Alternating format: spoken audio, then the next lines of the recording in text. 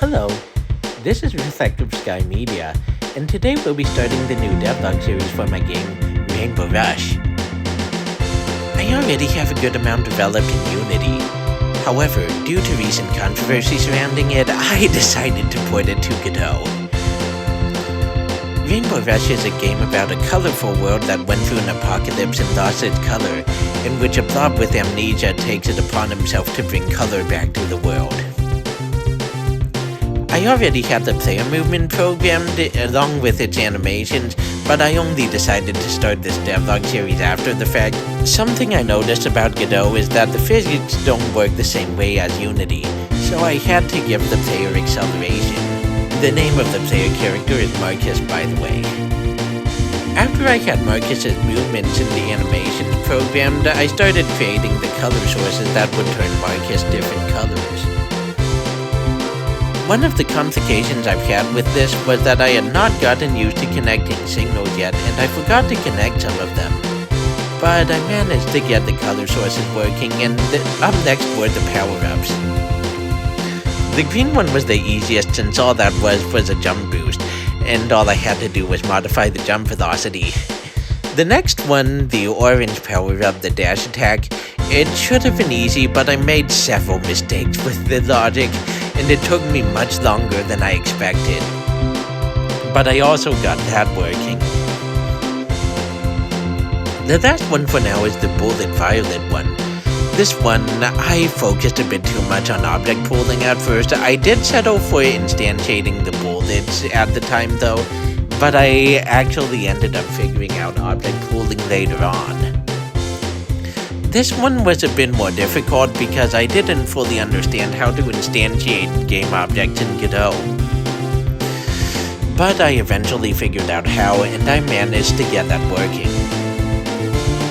I did, however, have trouble with getting Marcus to shoot in the correct directions. What I did was attach the firing point to an empty rotating game object, which worked for firing in different directions, but it was rotating all wrong, which was my mistake because I didn't realize I had to use the rotation degrees property instead of the rotation property, since those are apparently two different things. I then had a bit of trouble with getting the bullets to destroy themselves, so I figured why not fill the room up with bullets just because. Needless to say, lag eventually happened, but I ended up figuring out that the collision detections aren't very reliable in Godot, and I needed to do things with area nodes. Up next were the mixers. I had a lot of trouble with them at first, but I realized that my logic was forgetting to account for some of the most basic of cases, which was causing all the mixers to turn Marcus brown. Alongside the mixers, I worked on the water source, which washes off Marcus and turned him back white. It should have been easy, but the water sources were turning Marcus watercolored instead of white. I then realized that the problem with the floating point numbers after a bit of aggressive printing, and once I matched up the numbers according to my prints, it worked.